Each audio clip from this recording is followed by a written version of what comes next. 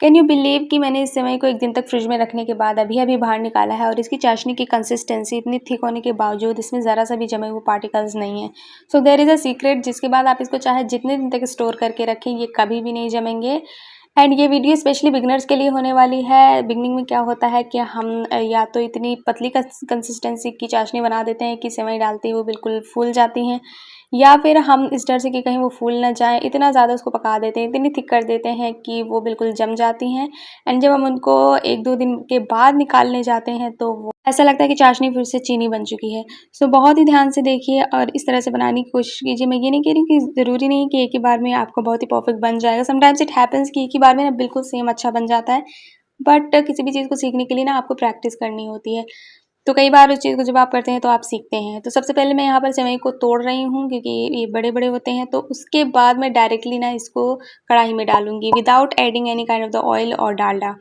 सो मैंने ऑयल वगैरह कुछ भी इसलिए नहीं डाला है क्योंकि मुझे ऐसा लगता है ना कि ऑयल डालने पर ये कहीं-कहीं से इकट्ठा होने लगते हैं और बहुत बाद में जाकर के लास्ट में वो अलग होते हैं। एंड इस तरह से ही शुरू से ही बिल्कुल इस तरह से अलग-अलग होती हैं और इनको ऐसे चलाने में ईज़ी होता है। तो मुझे तो टेस्ट में भी कोई फ़र्क नहीं नज़र आता है, इसलिए मैं इसको जो है डायरेक्टली डाल के इस तरह से भून लेती हूँ। एंड आप इसकी फ्लेम को मीडियम एंड समटाइम्स हाई भी, फुल हाई नहीं लेकिन मीडियम से थोड़ा-सा बढ़ा सकते हैं। बट जितना ज़्यादा फ्लेम होगा उतनी जल्दी-जल्दी आपको चलाना होगा कंसिस्टेंटली। बीच में आपको कुछ और काम नहीं करना है एंड इसको ब्राउन होने तक हम भून लेंगे। तो उसके बाद मैं इसको निकाल रही हूँ एक बर्तन में। तो क्योंकि हम जिसमें आटा लगाते हैं वो बर्तन काफ़ी बड़ा होता है और क्लीन भी होता है, तो हमें अलग से बर्तन धुल के इसके लिए वो नहीं करना पड़ता है। तो मैं इसमें आटे वाले में डायरेक्टली इसीलिए निकाल रही हूँ। उसके बाद मैं इसको चाल रही हूँ। चाल इसलिए रही हूँ क्योंकि तोड़ने पर ये नीचे ना काफ़ी पाउडर से हो जाते हैं, तो मैं इसको चाल करके निकाल लूँगी। जो लास्ट में पाउडर रहेगा उसको फेंक दूँगी।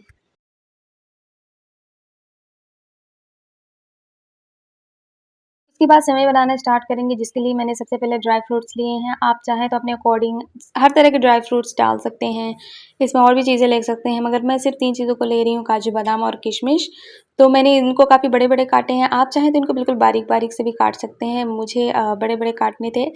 तो सबसे पहले मैंने यहाँ पर एक पतीली को गरम कर लिया है। आप कढ़ाई भी ले सकते हैं, कुछ भी ले सकते हैं।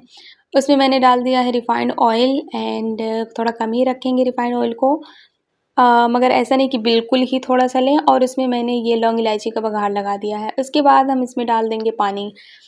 अब मैं यहाँ पे आपको क्वांटिटी तो नहीं बताने वाली हूँ कि 1 केजी सेवई के लिए इतना लें, 2 केजी सेवई के लिए इतना लें, बल्कि मैं यूँ बताऊँगी कि एक्चुअली मैं आपको कंसिस्टेंसी बताऊँगी कि किस तरह से आपको पहचानना है कि चाशनी बिल्कुल सही बनी है।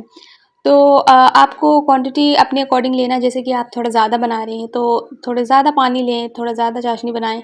एंड एक चीज़ मैं आपको बताना चाहूँगी कि अगर आप सेवई को, वैसे तो हम टेस्टी बनाना ही चाहते हैं, बट अगर और ज़्यादा, बिल्कुल और ज़्यादा इसका टेस्ट बढ़ाना है, तो उसके लिए ना आप काजू को इसमें पीस कर डालें, बहुत ही अच्छा टेस्ट आता है।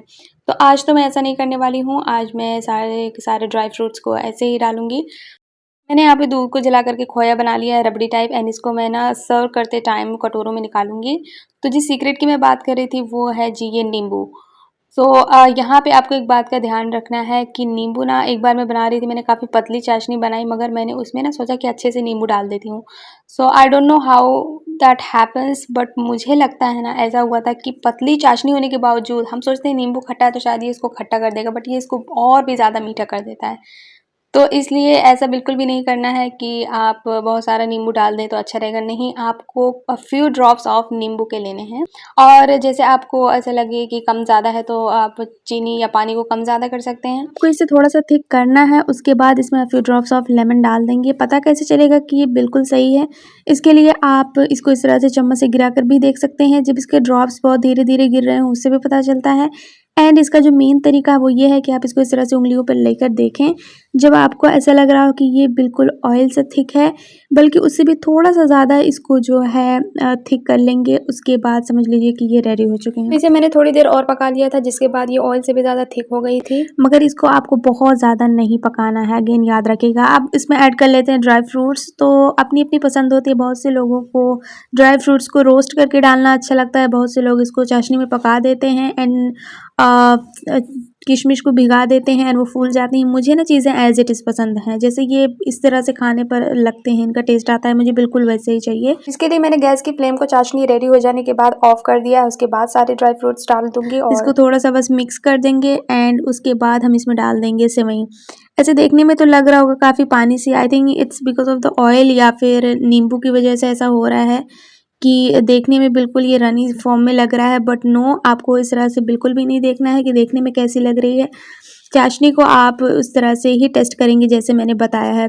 उसके बाद इट डिपेंड्स अपॉन यू कि आपको चाशनी के अकॉर्डिंग सेवई कितनी डालनी है।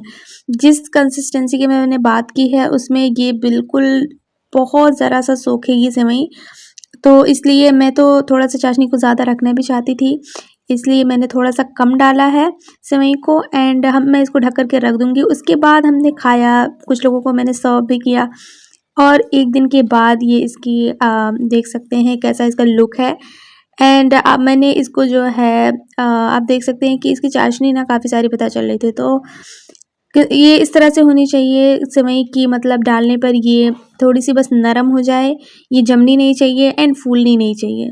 तो जब चाशनी बिल्कुल सही बनी रहेगी तो उसमें ये बिल्कुल परफेक्ट बन जाएगी इस तरह से। मैंने इसको सर्व किया, इसके साथ खोया डाला।